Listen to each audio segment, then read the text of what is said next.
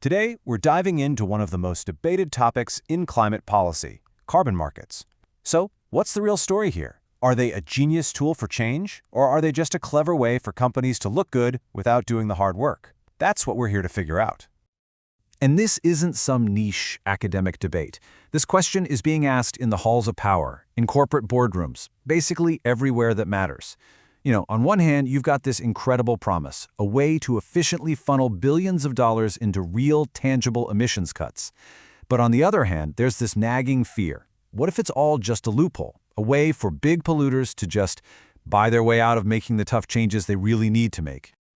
And let's be clear, we are talking about a ton of money here. Seriously, don't underestimate the scale. Carbon pricing systems, they're now generating over $100 billion in public revenue every single year.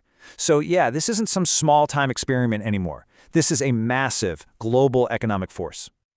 And it's not just about the money, it's about the reach. Think about this. Right now, carbon markets cover almost a third of all global greenhouse gas emissions. That is a huge chunk of the problem. It just goes to show you how widespread this whole idea has become. So, does this price actually mean anything in the real world? Absolutely.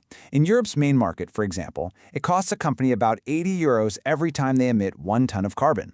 Now that's a real, tangible cost. It's the kind of number that makes a CFO sit up and pay attention, and it forces companies to seriously think twice before they pollute. Okay, so we've seen the scale, but how do these things actually work? I know it can sound kind of complex, but at the end of the day, they all share one big goal. And really, you can break them all down into 2 main categories.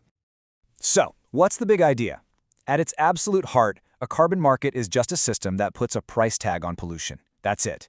The logic is super simple. If you make it expensive to pollute, companies will naturally find cheaper, cleaner ways to do business. It's all about using economics to speed up the switch to green tech. Okay, and this next part is maybe the most important distinction to understand in this whole space. You've got 2 main families of carbon markets. First, there are the compliance markets. Think of these as the must-do markets. They're legally binding, set up by governments with a hard limit, a cap, on emissions. Then you have the voluntary markets. This is where companies choose to participate. They buy carbon credits to offset their own emissions, usually to hit their own sustainability targets. And believe me, knowing the difference between these 2 is absolutely key to understanding the whole genius versus greenwashing debate. All right, so let's start with the compliance world, the big government-run systems. These are the heavy hitters. And honestly, this is where you find the best evidence for the genius side of the argument. Let's look at the EU's emissions trading system, the ETS. It's pretty much the original, the oldest and most developed carbon market on the planet. With that price tag of around €80 per ton, it brought in a staggering €43 billion in 2023 alone. And here's the best part.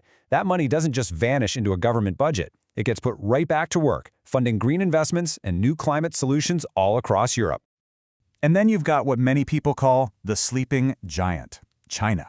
Its national market is already the biggest in the world by volume. But get this, in 2025, it's getting even bigger. It's expanding to cover super polluters like steel, cement, and aluminum.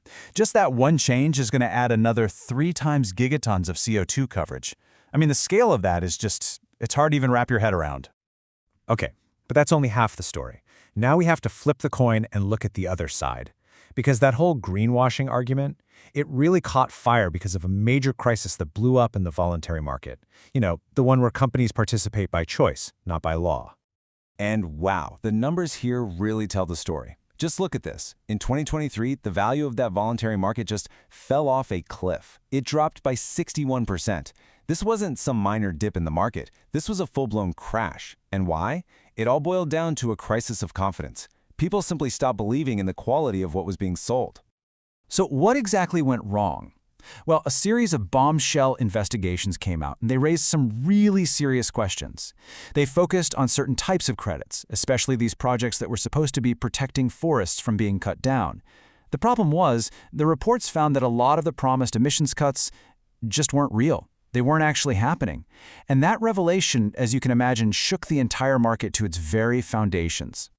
So, faced with this crisis, the market is now trying to pull off what everyone's calling an integrity reset. It's a massive cleanup effort. You have 2 big groups leading the way. First, the ICV-CM is basically trying to create a global seal of approval, a quality standard so you know a credit is legit. And second, the VCMI is writing the rulebook for companies, spelling out exactly how they can and can't use these credits. Essentially, they're trying to build the strong guardrails that were missing before. So, here we are. We've got these two totally different stories, right? The compliance market giants looking pretty effective, and the voluntary market having a total meltdown. So how do we land on a verdict? What's the secret sauce that separates a good carbon market from a bad one?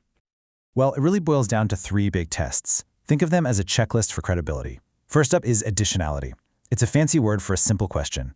Would this climate-friendly project have happened anyway, even without the money from the carbon credit? If the answer is yes, then that credit isn't actually adding any new climate benefit. Second, tight caps. This is for the government markets. Is the overall limit on pollution actually getting smaller and tighter over time? It has to. And third, claims integrity. This is all about how companies use the credits they buy. Are they using them on top of making deep cuts to their own emissions, or are they just using them as an excuse to avoid doing the hard work? That last one is huge. And all of this brings us to the final verdict. Here's the takeaway. Carbon markets aren't magically good or evil. They're a tool, a really powerful financial tool. And like any tool, say a hammer, you can use it to build something amazing or you can do some serious damage with it.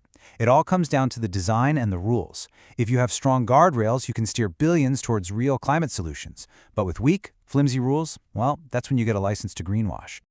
So at the end of the day, that's what this is all about. You know, the conversation's really shifting. It's less about if we should put a price on carbon and much more about how. How do we design these systems so that the price is real, the impacts are credible, and the whole thing is fair?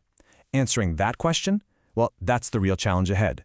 And it's what will ultimately decide whether this powerful tool lives up to its promise.